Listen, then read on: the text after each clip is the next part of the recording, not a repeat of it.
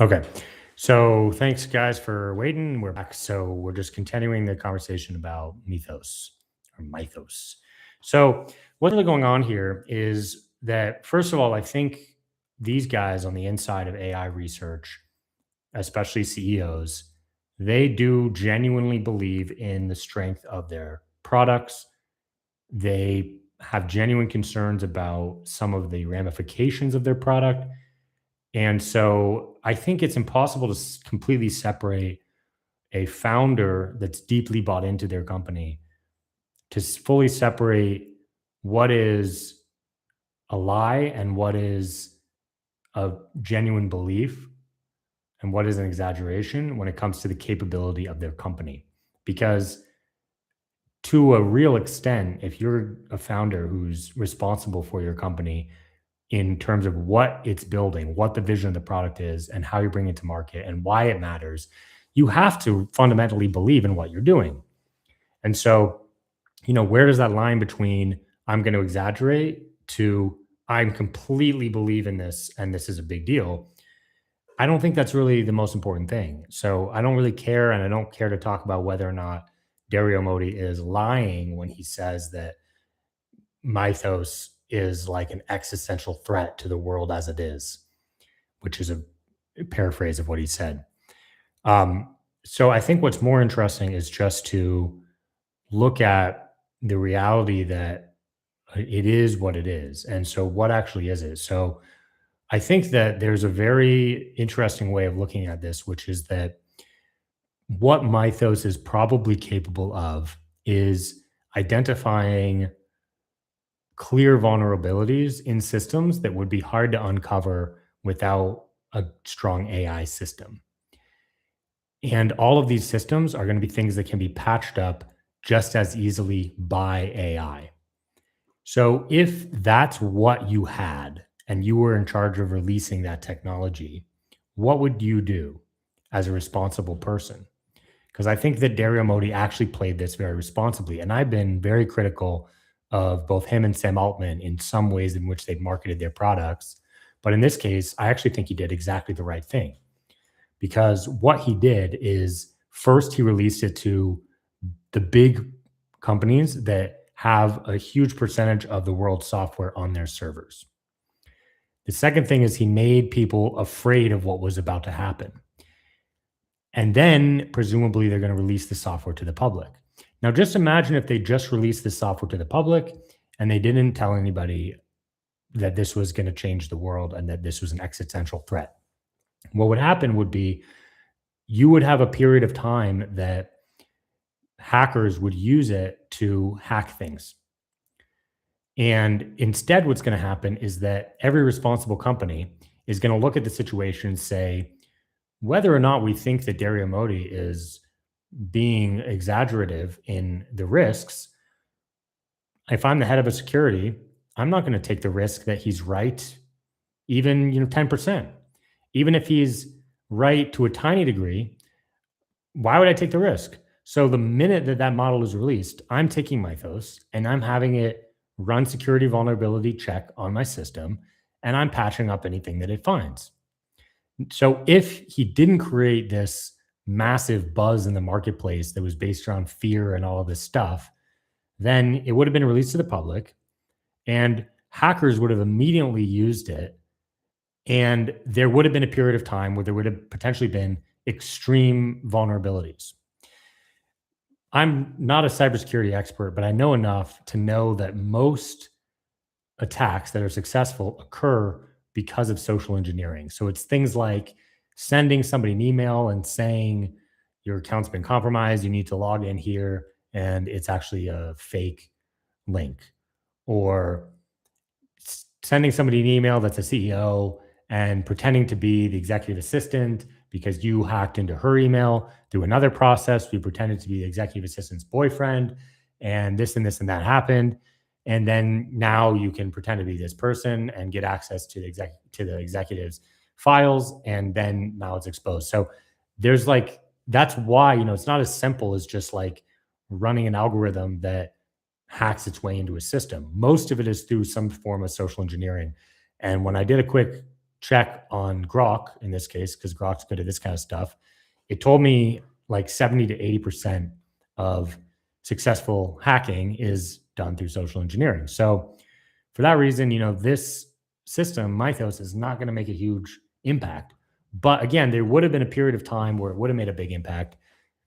But the way that Dario released this, the way Anthropic released it, pretty much guarantees that the minute that this is available, the first thing every CISO is going to do is run vulnerabilities checks and patch them up. And so there probably won't be, because of that, a significant risk. So I think that's the right way of looking at it.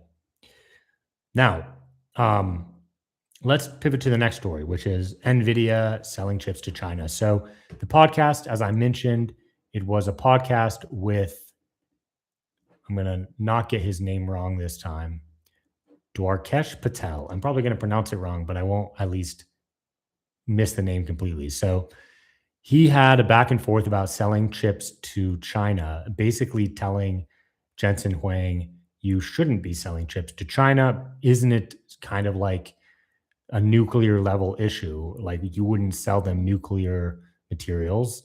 Why would you sell them NVIDIA chips?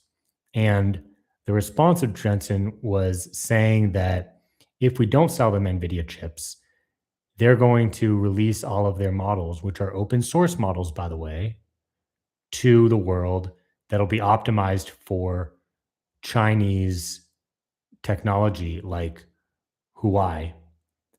And that is a risk that those systems could become the default for AI architecture. And the best response I probably saw that claims that Jensen Huang here is wrong is from this person. Let me make sure I find you the exact right one.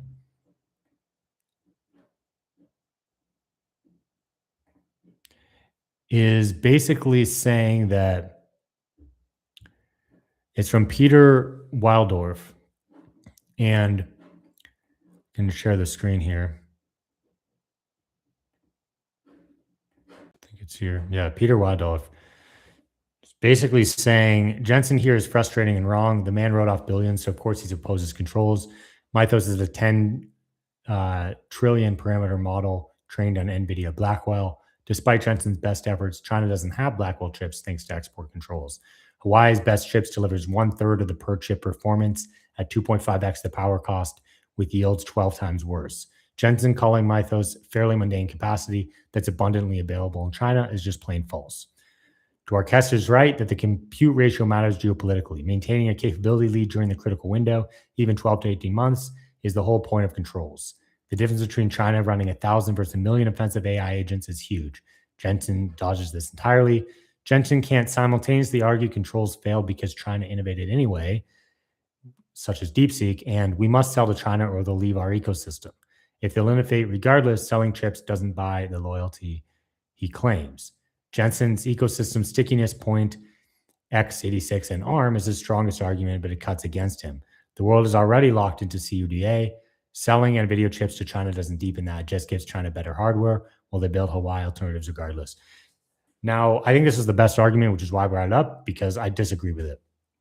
Because Jensen's basic argument is that if NVIDIA doesn't sell their chips to China, they will release cutting edge open source models that will be optimized for Hawaii architecture or Huawei architecture, and that will potentially become the standard architecture around the world, and China will control the lowest level, the infrastructure grid of LLM, the chips themselves. And fundamentally, that's 100% correct. And I don't think that there's a good argument against that I can think of. And certainly this isn't a good argument. So let's go through the arguments. So the whole issue with Mythos is that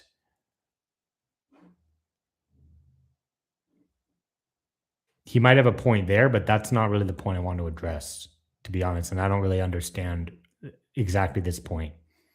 So yeah, maybe they can't reach Mythos like level capability.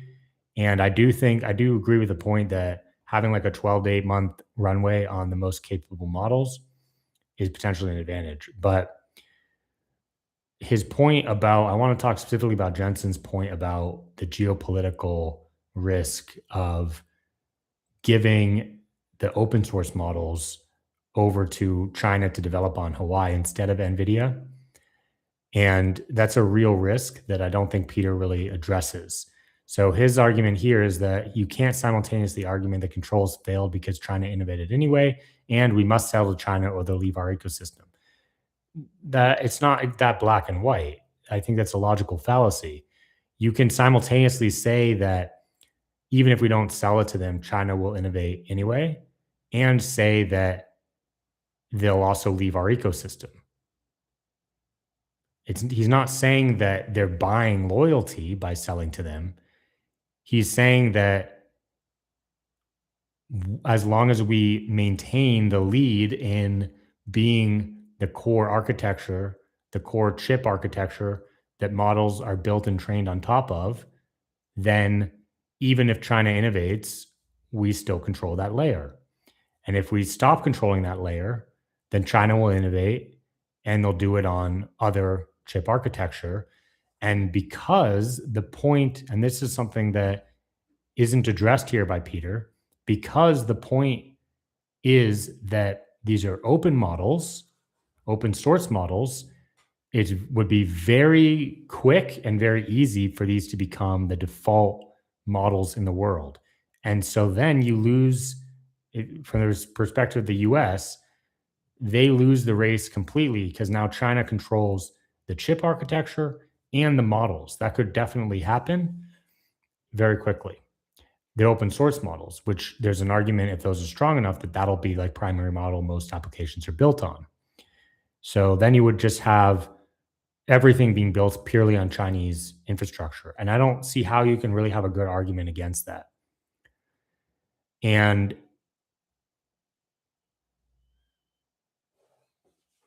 also, number four, I think Peter he accuses NVIDIA of using an argument that works against him. I think he actually uses an argument that works against him because he says that Jensen's trying to make the point that selling NVIDIA chips to China locks in the ecosystem, but Peter's claiming that no, it doesn't lock in the ecosystem. It just gives China better hardware while they build Hawaii alternatives regardless.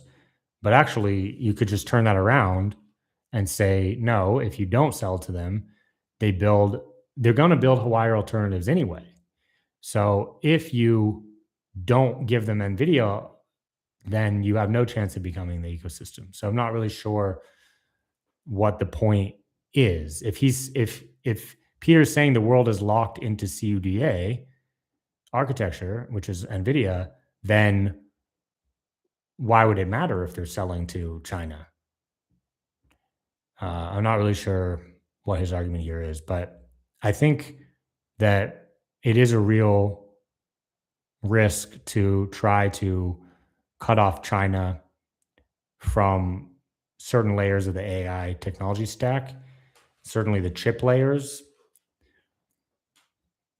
because I do think that that's a major risk that I mean, I guess the question is what's the bigger risk? The short term risk that giving them greater capability is going to allow them to do like cyber attacks, for example, or that giving them, keeping them away from your chips is going to cause them to release open source models that are fully optimized for other chip architecture that over time will result in China being the makers, not just the leaders, but the makers of the chips and the open source model architecture. And then all of AI is built on top of Chinese tech. I think the second one is a much bigger problem, much bigger problem. Now, maybe you can delay the sale of certain things, like the author Peter points out, like the NVIDIA Blackwell uh, was not allowed to enter China due to export controls. So you could keep the very highest, most cutting edge tech away from China for 6-month window or something, like a 6-month head start. And that would probably get the best of both worlds. And I guess from my understanding, I guess that's happening anyway because they have these export controls. So it seems like the right thing is happening somehow, despite nobody agreeing on anything. Now let's talk about MetaMuse. So MetaMuse is the new AI model that's released as part of the Meta AI suite, which nobody has talked about for months except to mock. And now it's performing close to the top on a ton of benchmarks, right up there with the leaders Google, Anthropic, and OpenAI. And apparently, for a period of time, it was number one on the App Store over ChatGPT. Currently, I don't see that. It's number four. And I don't think it really matters because you can have something that's new, that's hot, that becomes like a blip that surpasses tech that's been around a lot longer, that then goes back down. So now it's number four. It's behind in productivity specifically, it's behind ChatGPT, Anthropic, and Google. And then you have MetaMuse after that, or actually it's called Meta AI. And, they're heavily promoting it on Instagram and Facebook. And I don't really have a lot to say about it other than that it's out. So Meta has a new AI. They're trying to enter the race. In most ways, they're way behind when it comes to the race of the applications. And they'll probably stay there unless everybody else makes bad decisions and breaks things and Meta suddenly surpasses in model performance or certain application performance. Obviously, they can integrate it deeply with their existing ecosystem when it comes to doing things like rotating ad creatives or running ads in general. And, so all that stuff. I mean, they own the social media layer, they own the advertising on social media layer. So certainly there's going to be a lot of benefit to them to having a really capable model that can do things within their ecosystem. As far as being like a standalone product that people will use, they have a ways to go. And, the leaders are really already pretty established. So, that's about all I have to say about that. But, if you're following the news, I guess it's good to know that MetaMuse is out. It's doing well, and you can go experiment, check it out. You can download the Meta AI app if you want and just see how good it is. Now, the last thing I want to talk about is there's a paper recently called the AI layoff trap.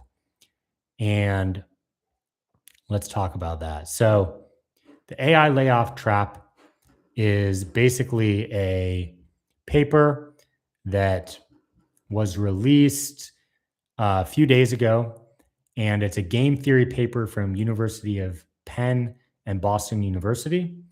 And what it shows is that with all the layoffs that are happening in 2025, that it's going to start a cascading effect where the companies are going to go bankrupt. And the idea is that you fire workers to cut costs.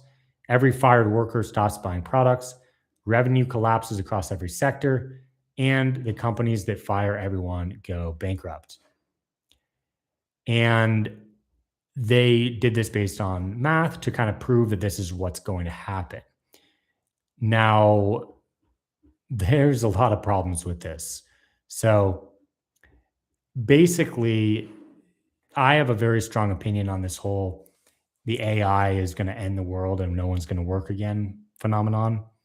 Or let me state it in less of a straw man way. The argument that AI layoffs are going to crash the economy, I think, is very, very flawed. And just as one data point with that, we can talk about the increase in blue collar work. Now that AI is really taking off. And let me see if I can find you one data point for that. But there's a lot of talk about there being a major boom in blue collar work and that blue collar work is going to be getting more and more lucrative. So that's the first argument. I mean, the second argument is that AI overall is creating more wealth, creating more abundance. And also, more specifically, though, about this paper, there's a number of problems. And I just chatted briefly with Grok to try to see how they did their math and what assumptions they make, because papers like this, they always make a ton of assumptions that lead to the wrong results. So some of the assumptions they made is they left the total output of these companies the same that they are now. So they assumed that these companies are just firing people and they're not getting any benefit from the AI. So they're only looking at one side of the equation.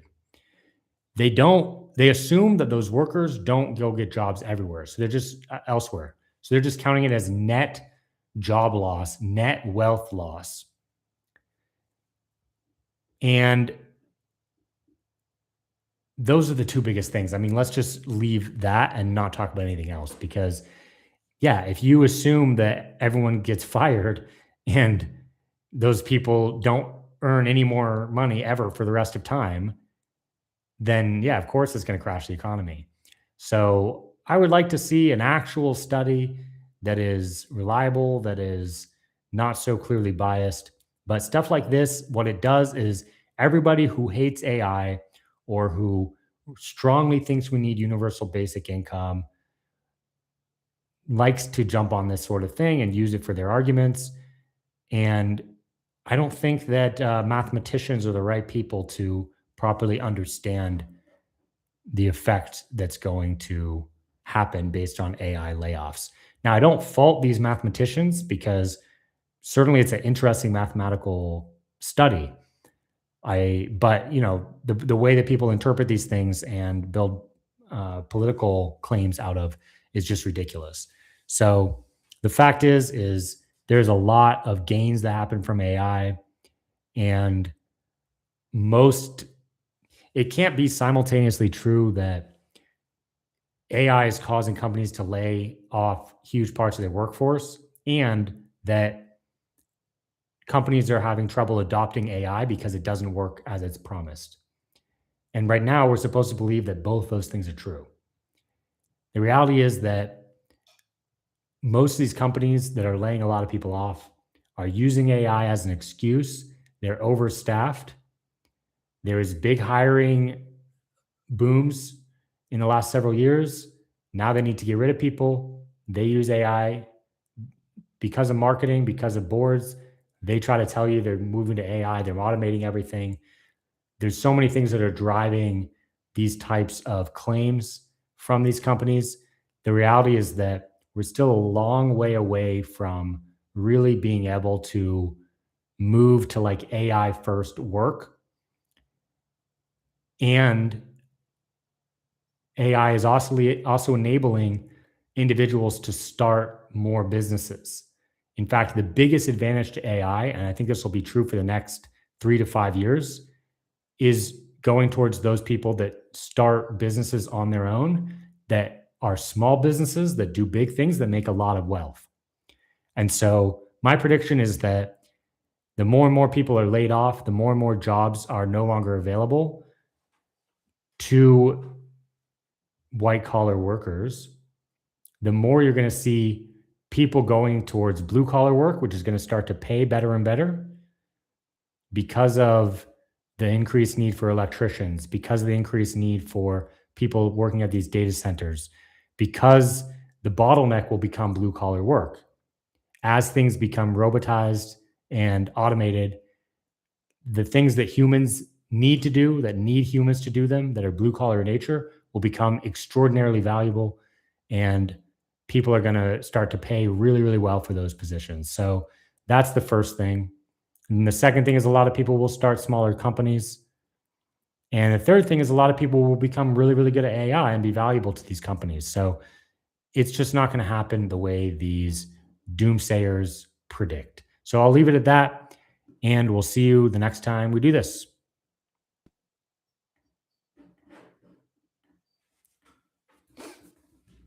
How do we end this stream?